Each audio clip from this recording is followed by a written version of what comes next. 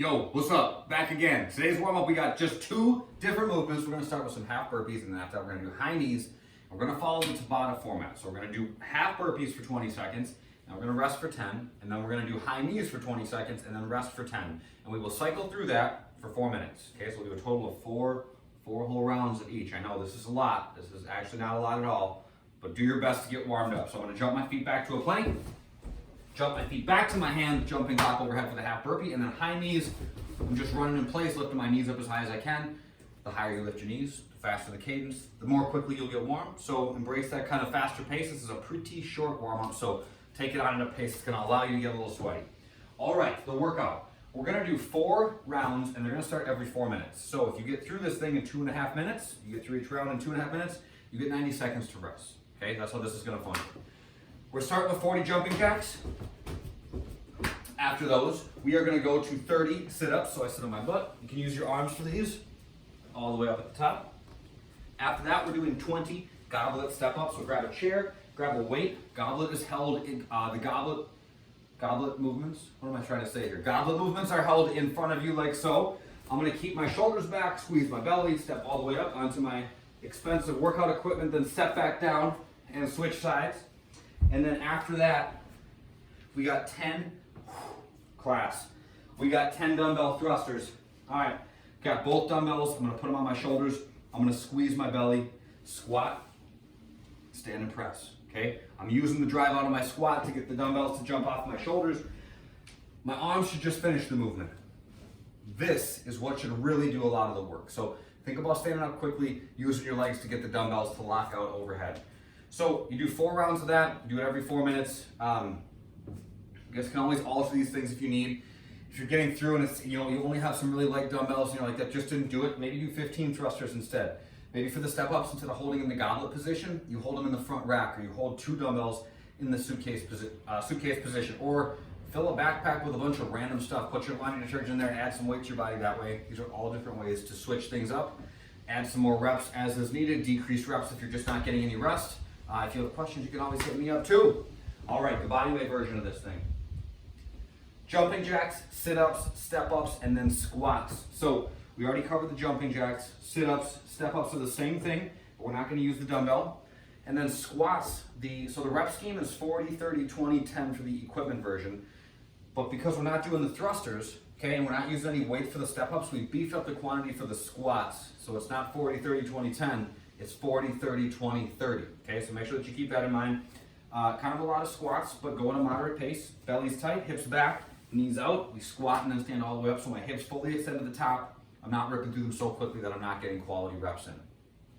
All right, the accessory work. We're gonna do 2 movements. We're gonna do Supermans and then half kneeling dumbbell strict press. So Supermans, to be quite honest, I don't really like doing these, but I firmly believe in them. They are, I think, a good exercise for developing midline strength, not just in the way that we always do it. We're always like working on midline strength this way. We're always hinging at the hips and crunching that way. We never work on it the opposite way, which is extending our body more fully. So not exactly what I would classify as a glamorous movement. Maybe you guys will be impressed by these.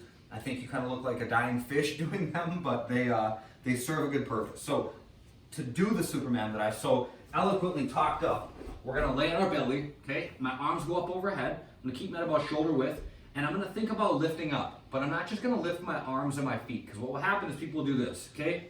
That's not really challenging, all right? I'm trying to get my thighs and my chest up off the ground, so it's really only like my belly that's on the ground. So I pack my shoulders, I bring my knees together, I point my toes, flex my quads, I lift up, and then come back down, okay? We're not doing this, okay? We're not just like flopping through them. Slow and steady. The slower you go, the more benefit you'll get from them. So it should be a good way. It's a good way to strengthen our backs. We do a lot of stuff that should strengthen our backs.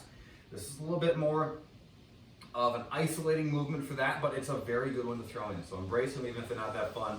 I will grit my teeth and do them even though I don't like them. I'll do that just for you. All right, second thing we're doing is a half kneeling dumbbell press. So I get into like a lunge shape, okay? My 1 foot is back behind me. That's the side that I'm gonna press on. So I put the dumbbell up on my shoulder, I squeeze my belly, and I'm just coming from my shoulder all the way up to overhead. Come back down and press. Okay, so I have to work a little bit differently because I have a little bit kind of a a wobbly base of support, I guess. Doesn't change it up a whole ton, but it does switch it a little bit. So it's a nice way to just kind of vary up the traditional press that we do. So we're gonna do, there's a rep range there. You can do 8 of them. I'm sorry. It's 12, 10, 8 for each, and then the presses are that quantity per side, okay? So 12 per side, then 8, then 10 per side, then 8 per side. That makes sense? Cool, good talk. All right, next up, we're gonna do the couch stretch.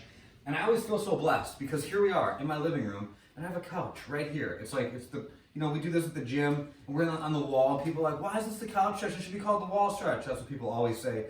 And here we are, we're in my living room. We're gonna use an actual couch for the couch stretch. So fasten your seatbelts, folks. It's getting crazy. I'm gonna put one shin up on the couch. The other foot is gonna be out in front of me in a lunge, and I'm working on opening my hip, okay? So what we're trying to do here, this is basically like an exaggerated lunge, like a really fun lunge, right? Like you could call it a horrible lunge. No, this is a really fun lunge. The basic idea here is that we're not just trying to like take these muscles and like yank them apart, like you will be longer. No, we're trying to make our body create change. So when these muscles turn on, these muscles turn off, okay? So, you know, if you like flex your tricep and feel your bicep, it's loose, right? So they're opposing muscles. So we're trying to use our butt to open our hip. So I'm gonna get into that basic stretch. Shin back, pretty close to the couch here.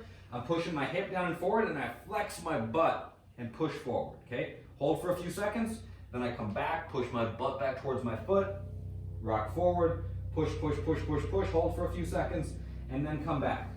Even if it doesn't feel so good, you guys, grit it out. Do it. Your hips, my hips, everyone's hips are super tight because we sit too much. We're stuck in this position, okay? We're never fully extended and we're never fully flexed, okay? We don't get into those shapes very often, which makes our hips very, very tight.